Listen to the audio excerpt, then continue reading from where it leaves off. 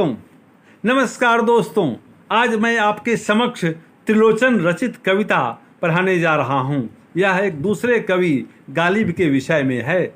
गालिब का नाम तो हम लोगों ने सुना ही है, इसलिए गालिब के विषय में नया कुछ नहीं है, केवल उनके साहित्य को इसमें समझने का प्रयास किया गया है। तो त्रिलोचन जी सोनेट लिखते हैं।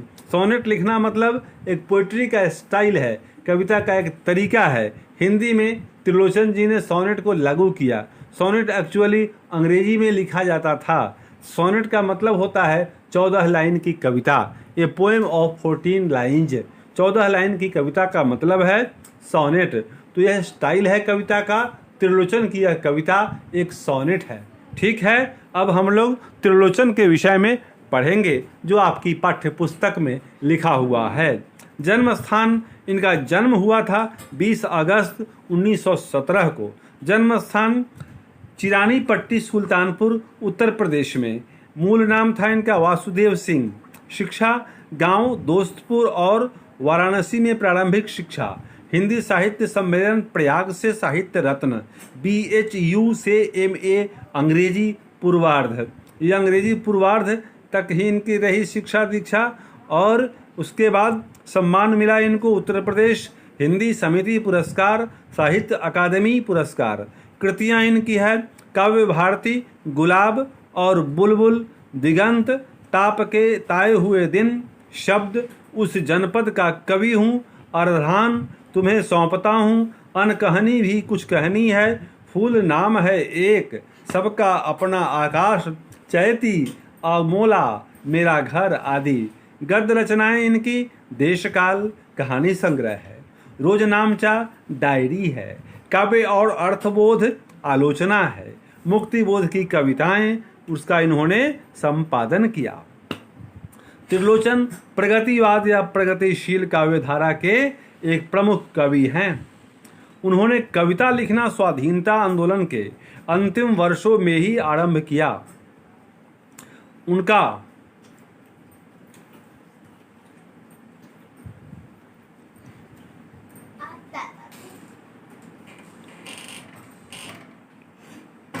पहला कविता संकलन धरती 1945 में प्रकाशित हुआ, जिसमें नए ढंग की कविताएं और गीत थे।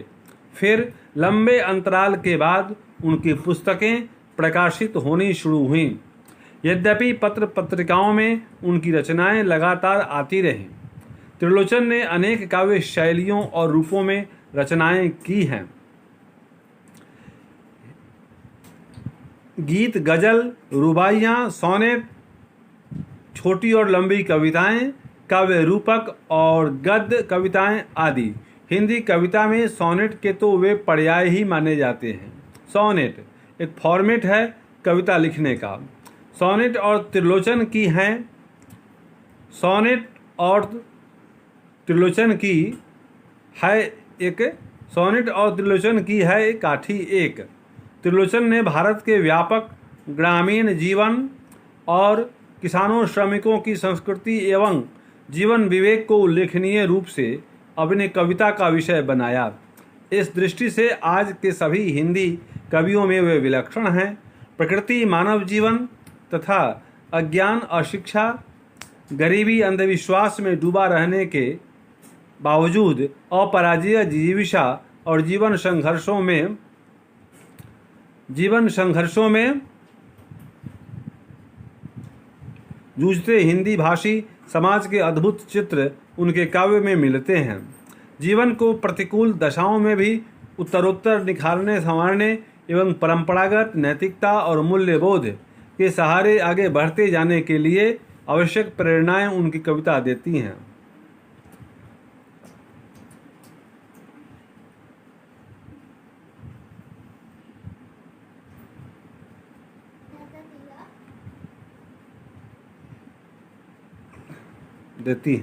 ठीक है। त्रिलोचन ने संस्कृत, हिंदी, उर्दू आदि की भारतीय साहित्य परंपरा का बहुत गहराई से अनुशीलन किया है तथा उसे आत्मसात किया है। शब्द वाक्य के साथ संपूर्ण भाषा, लय, छंद आदि की जैसी सिद्धि त्रिलोचन में दिखाई पड़ती है। वह समकालीन कवियों के बीच उन्हें अनुपम बनाती है। अपने बाद की कविता पर त्रिलोचन का रचनात्मक प्रभाव उनके विशेष महत्व का प्रमाण है। यहाँ प्रस्तुत सोनेट उनके प्रसिद्ध संकलन दिगंत से संकलित है। शीर्षक के अनुरूप इसमें वे उर्दू के महान कवि मिर्जा गालिब को अपनों से अपना कहते हुए हिंदी जनता का जातीय कवि बताते हैं। यहाँ गालिब का अंकन ऐसी सरलता, सादगी और ठेठपन से किया गया है कि उनकी शबीह में नैसर्गिक अपनापे के साथ पूरी परंपरा का अक्स झांकता है। जो उनकी छवि बनती है वो ऐसी ही है कि उनकी छवि में, उनके स्टाइल में, उनके साहित्य में नैसर्गिक अपनापे के साथ, अपनापन है एक प्राकृतिक नैसर्गिक अपनापे के साथ पूरी परंपरा का अक्स झांकता है। अंतत्वतः वही और एक ही अक्षर में अक्षर की महिमा जोड़ने वाला जीवन का साधक कवि है हमारा, क्या हिंदी क्या उर्दू। तो गालिब के विषय में एक कहावत है कि वो हिंदी उर्दू सब पर समान रूप से लिखते थे। वे सही माने में धर्मनिरपेक्ष साहित्यकार थे। यहाँ त्रिलोचन जी उनको बता रहे हैं कि आज हिंदी साहित्य में भी गालिब का बहुत बड़ा योगदान है। तो गालिब को हम किसी दूसरी जाति धर्म का नहीं मान सकते। वे हमारी हिंदी के हैं, वो हमारी भारतीयता के हैं और इसलिए गालिब को पराया नहीं, अपना समझना है। तो शब्द का परिष्कार स्वयं दिशा है, वही मेरी आत्मा हो आधी दूर तक, तब भी तू बहुत दूर है, बहुत आगे त्रिलोचन। ओ शक्ति के साधक, अर्थ के साधक, तू धरती को दोनों ओर से थामे हुए और आंख नीचे हुए ऐसे ही सूंघ रहा है, उसे जाने कब से। तुझे केवल मैं जानता हूँ। सारनाथ की एक शाम त्रिलोचन के लिए शमशेर बहादुर सिंह। शमशेर बहादुर सिंह ने त्रिलोचन के विषय में ये टिप्पणियाँ की कविता के माध्यम से। तो हम लोग अब आगे अपने टेक्स्ट में जो कविता पढ़नी है उस पर आएंगे। गालिब के विषय में हम लोग ये कविता पढ़ने जा रहे हैं। यह एक सोनेट है। सोनेट का मतलब होता है 14 लाइन की एक कविता। तो ये 14 लाइन की ही है। तो सुनिए गालिब के विषय में श्रीमान त्रिलोचन जी ने क्या फरमाया है। तो गालिब को उन्होंने कहा, गालिब गैर नहीं है, अपनों से अपने हैं। गालिब की बोली ही आज हमारी बोली है। नवीन आँखों में जो नवीन सपने हैं, वे गालिब के सपने हैं। गालिब ने खोली गांठ जटिल जीवन की, बात और वह बोली नपी तुली थी। हल्केपन का नाम नहीं था, सुख की आँखों ने दुख देखा, और ठिठोली की यूं जी बहलाया। बेशक दाम नहीं था उनकी अंटी में, दुनिया से काम नहीं था, लेकिन उसको सांस सांस पर तोल रहे थे। अपना कहने को क्या था, धन धान नहीं था, सत्य बोलता था जब जब मुंह खोल रहे थे। गालिब होकर रहे जीत कर दुनिया छोड़ी, कवि थे अक्षर में अक्षर की महिमा जोड़ी। तो इन पंक्तियों में प्रथम पंक्ति है, गालिब गैर नहीं है। गालिब गैर नहीं है, अपनों से अपने हैं। गालिब कोई बाहरी व्यक्ति नहीं है, गालिब अपने हैं, वो अपनों से भी अपने हैं। गालिब की बोली ही आज हमारी बोली है। आज जो हम बोलते हैं उसमें गालिब का बहुत बड़ा रोल है, बहुत बड़ा योगदान है। जो नवीन आँखों में जो नवीन सपने हैं, आज नवीन आँखों में जो नवीन सपने हैं देश में, वे गालिब के सपने हैं। गालिब ने उनको देखा था अपनी आँखों से, अपने सपनों में। गालिब ने खोली गांठ जटिल जीवन की। गालिब की कविताओं में जीवन की जो गांठें हैं वो खुलती हुई नजर आती हैं। बात और वह बोली नपी तुली थी, वह जो बोलते थे, जो बातें करते थे, वो नपी तुली होती थी। बहुत बैलेंस्ड, सम्यक, एकदम संतुलित भाषा उनकी होती थी। हल्केपन का नाम नहीं था। कभी भी गालिब की बातों में हल्कापन महसूस नहीं होगा। वे मजाक भी करते हैं तो उसमें भी गहराई है, उसमें भी वजन है, उसमें भी बहुत कुछ है। सुख की आँखों ने दुख देखा और ठिठोली की, सुख की आँखों ने दुख देखा और ठिठोली की, यूं जी बहलाया। उनकी कविताओं में हंसी मजाक है। उनकी कविताओं में खुशियों की झलक मिलती है, लेकिन सही माने में उनके जीवन में दरिद्रता थी। वे गरीब आदमी थे, उनको अभाव का जीवन जीना पड़ा। तो सुख की आंखों ने दुख देखा, वो कविताओं में सुख की बात करते हैं, खुशियों की बात करते हैं, उन्हें ठिठोली करते हैं, जी बहलाते हैं, लेकिन व्यक्तिगत जीवन में, हकीकत की ज़िंदगी में वे गरीब आदमी थे। उनको आर्थिक कठिनाई थी।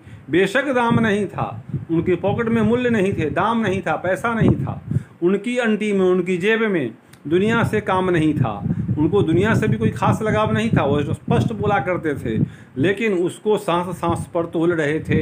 लेकिन वो जो बात बोल रहे थे, जो साहित्य का कर्म कर रहे थे, वे सांस सांस पर तोल कर बोल रहे थे, वेट करके बोल रहे थे। अपना कहने को क्या था, उनके पास धन धान्य, अपना कहने को कुछ नहीं था।